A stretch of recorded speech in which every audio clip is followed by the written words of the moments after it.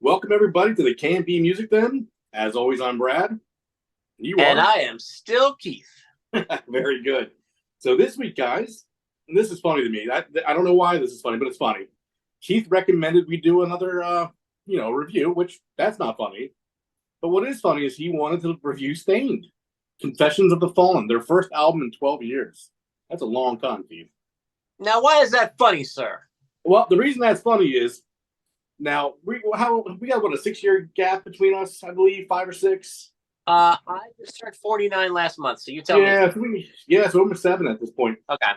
I grew up in the new metal time frame, and I Yeah. was a big fan of new metal. I admit it. When it was out, I was a teenager in high school. I had some Jankos. I had the new metal years. So Keith's the one who broke me out and got me into some different music and moved me around. But to have Keith bring up, let's review a new metal band, basically, it makes me interested to see. Okay, yeah, let's do it. Let's see how it goes. And let's Yeah. see what Keith thinks of it. It's an interesting setup. So, what did you think, Keith, upon Well, first listen? I tell you what, first of all, just a brief little history of me with new metal. Okay, Um I dabbled in it when it was popular. I didn't sure. like jump in hardcore. Never could really get into Limp Bizkit. I know they're kind of the butt of all the new metal jokes, They but and are. They are. they had some good songs, don't get me wrong. But Mhm. I don't know. I just think they were. It amazed me that they got as popular as they did. And I think Fred Durst is kind of a douche, um, but he probably would think I am. So, but but Stained is new metal, but to me they're also they're real Mhm. close to heavy metal. Yeah. Um, and there was just something about the songwriting, the voice of Aaron Lewis. I hope I got that right. Yeah. Yep. Uh, who then went on to was famous as a country singer, which I'm sure will Sure. come up at some point. Um, but yeah, Stain was always the one of the ones that stood out to me in that scene. Particularly their I believe it's their debut album, Dysfunction, Yes. um, which is I just think it's all killer, no filler, Hmm. raw in your face. I effing Yeah. love it. Um, so the new one, yeah, I tell you, I listened to it and I was thinking, okay, some of these bands that have been around for quite a while or been on hiatus for a while too, they kind of sometimes feel the need to, well, let's mix this up and let's try this production and that production and change their sound. And Hmm. I felt like I got a pretty straightforward Stained album, which I appreciated that. I don't think anything has ever been as gripping for me or as raw or gritty as that first album to Hmm. this day. But having said that, um, it was kind of nostalgic for me in a way. I'm sure probably for you too. And overall, we'll get into the specifics, but generally speaking, it was a very enjoyable listen for me. Good. I mean, now Dysfunction is their. It's not their debut album. They had Okay. one called Tormented, Oh, which was kind of underground. It didn't get as much push in major label movement. So Dysfunction's the one that got in movement from Fred Durst. He signed them to his record label. oh, really? Yes. So the guy you Okay. called a douche. Yeah. But yeah. Sorry, Fred. My bad. So yeah, my experience with Stains quite different. I've seen them 5 times live, Wow. including one of the most cool concert experiences I've ever had, where I was at the Chameleon Club. Rest in peace, Chameleon Club. What a Yeah. fantastic club in Lancaster County. Yeah. They cleaned the whole floor out, put 10 tables down, or maybe 15 tables down, and had Valentine's Day dinner inside the Chameleon with Aaron Lewis playing acoustic. Wow. Fantastic. So I got to Yeah. have dinner in the Chameleon and watch Aaron Lewis perform, which was definitely a unique experience. And you know, you don't get many opportunities like that to see something that cool. But Yeah. Now, was yeah, this was this after he went country? no, Okay. no, this is back in their heyday, still back when Okay. Stain was big, and this would have Yeah. been about 2005, I Okay. believe. So it's been a while. But yeah, for me, it's fascinating because new metal is making a resurgence right now, which is Yeah. strange. A Yeah. lot of these bands from the 90s, 99, 2000, 2001 are all of a sudden re-releasing albums. You have Static X, you have Seven Dust, you have Stained, you have a lot of these bands all of a sudden are putting out albums and strong albums on top of that, not just weak albums. So for Yeah. me, I was fascinated to see how this one was going to go, which direction it went, because like you said, Aaron Lewis just spent a very, very successful time in country music, Yeah. showing he's a great songwriter. You get to see his voice. So I was curious, how is it going to come back into this band fold and how would it sound? And the main thing with Staind, I think, is Mike Mushak, the guitarist. Always had this sound, a signature sound in Staind. Yes. And I was curious, is this still going to be Mike's baby, the way it sounds? And to me, it is. This sounds very much Mike Mushak still on his game. Johnny April on the bass still sounding the way he does. I mean, the band still sounded like the band. Yeah. For Yeah, I me, agree. the opening single, what was the name of it? I had to look here. Lowest in Me, the first single they dropped. Very good, catchy song, and it sounded like something off Break the Cycle, their third album, where it was Yeah. a little more polished, a little bit more radio friendly, but still carried the aggressive, Staind sound to it. What did you think of that song? Now, is that the first track? Opening track, yep. Oh yeah, that was a standout for me for sure. Yeah. Absolutely. Yeah. First of all, thanks for educating me. I actually am curious to go back and listen to that first album. Yeah. Tormented, did you say? Yeah, and it's a much more rawer produced. It's you can get a hold of it, but it's not as easy to get a hold of. Yeah. Well, I was thinking about when we went to do this new Staind album. I was like, I knew I had at least 2 or 3 in my mind. Mhm. I was thinking of their CDs in my collection. So Yeah. I got curious and I looked. So real quick, I'll just show you guys. Of course, I have Dysfunction. Perfect. I did have Break the Cycle, which I was pretty sure I did. Yep. I've got 14 Shades of Grey. There you go. Now, this comes with a DVD. I'm not exactly sure what's on there, if it's a concert or a documentary, but I'm kind of curious to check that out. Okay. Now. And then I do have their one. I'm not sure exactly which year, and there's no way I could see that here without glasses. But you may know 5. Chapter 5. Yeah, now, I knew that. Is there one between this one and the brand new one, or is this the most?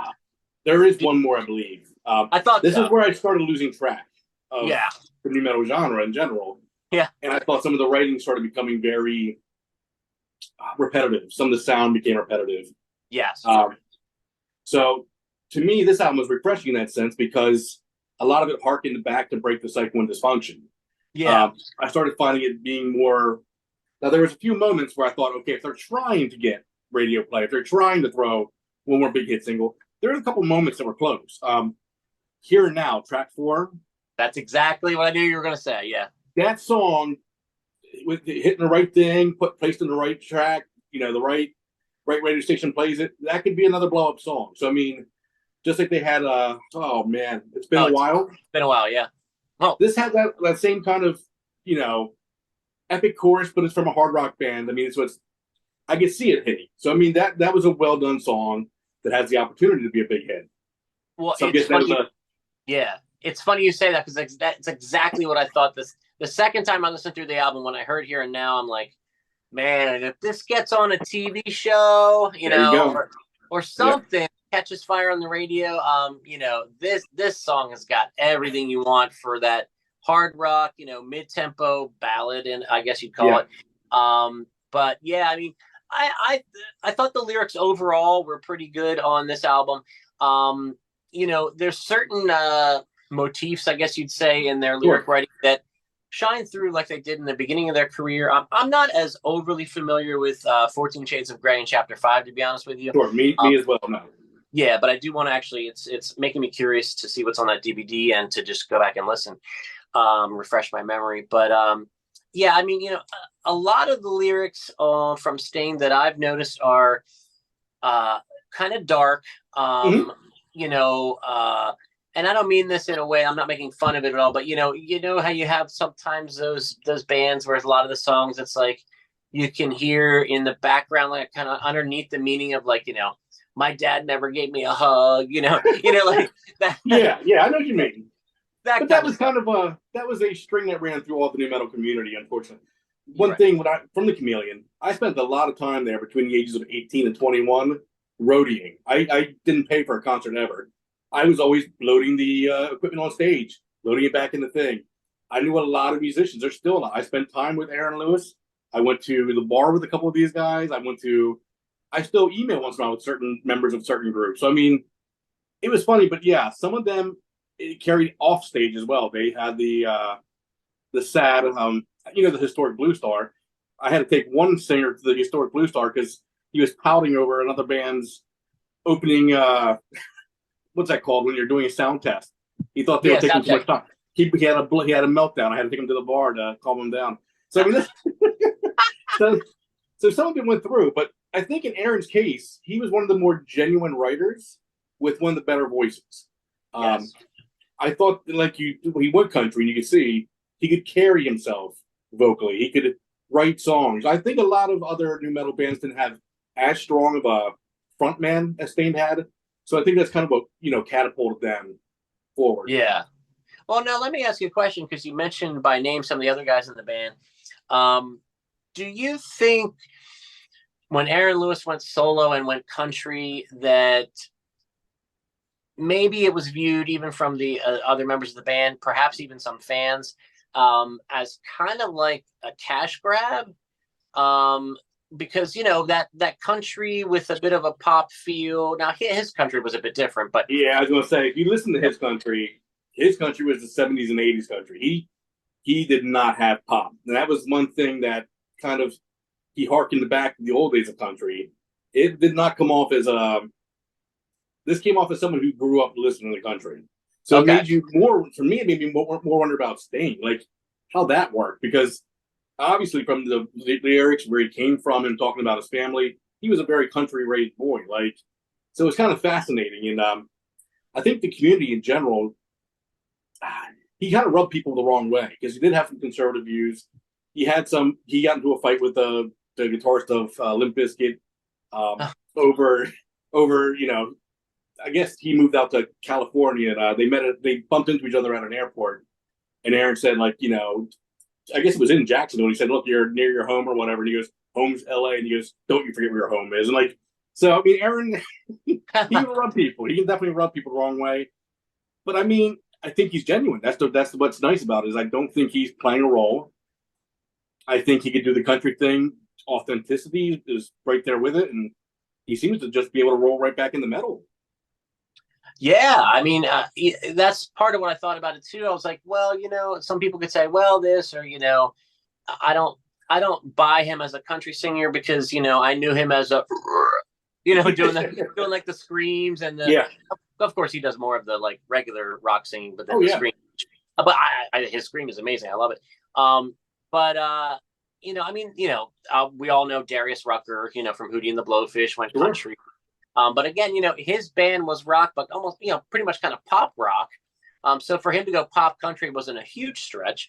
But But something again, his country again was left of center. Like if you turn on the radio dial now for country, it is dance music. I mean, it's dance music with a country swang.